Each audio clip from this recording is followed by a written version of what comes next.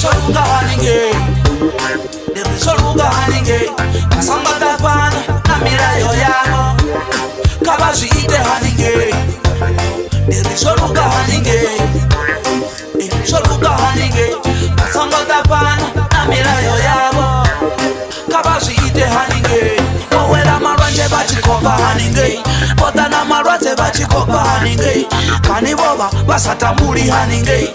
Why bachita pano basatuli haninge, kupandwa bakadirwa haninge, mabatorwa pano basicharwa haninge, unga babotura na satane haninge, pendaline mwari mtimu washu haninge, timwe panero tofanera haninge, yo mimwe mirayo babaraye haninge, Sadomo na Gomora tidobuya haninge, yo musimu timu bachibuya haninge.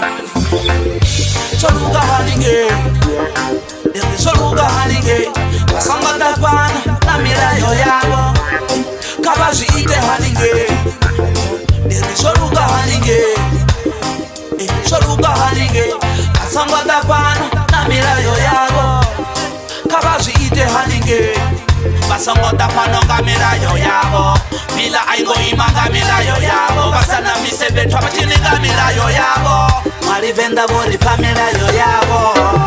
Ributori bana babo, batsinda babo rera shango labo, seribosi ya mashango abo, Jehova ibuhura nebuwabo habo, bone bamutimu wa chiliti, shashino riko chiranga chiliti, batsinda barizumezi chiliti, zibomo na shikidi haliliti.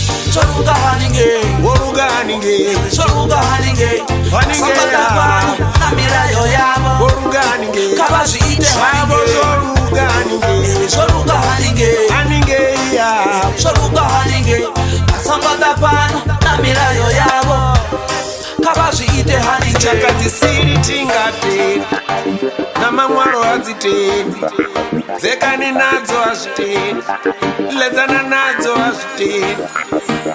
Haninge ya, choluga haninge, Woruga haninge, choluga haninge, haninge ya, na mirayo yabo, Woruga haninge, kabaji ite haninge, Woruga haninge, choluga haninge, haninge ya, choluga haninge, kasanga tapana na mirayo yabo, kabaji ite haninge. Woruga haninge, haninge ya, Woruga haninge, Shabo zoruga haninge, haninge ya. You know how we do.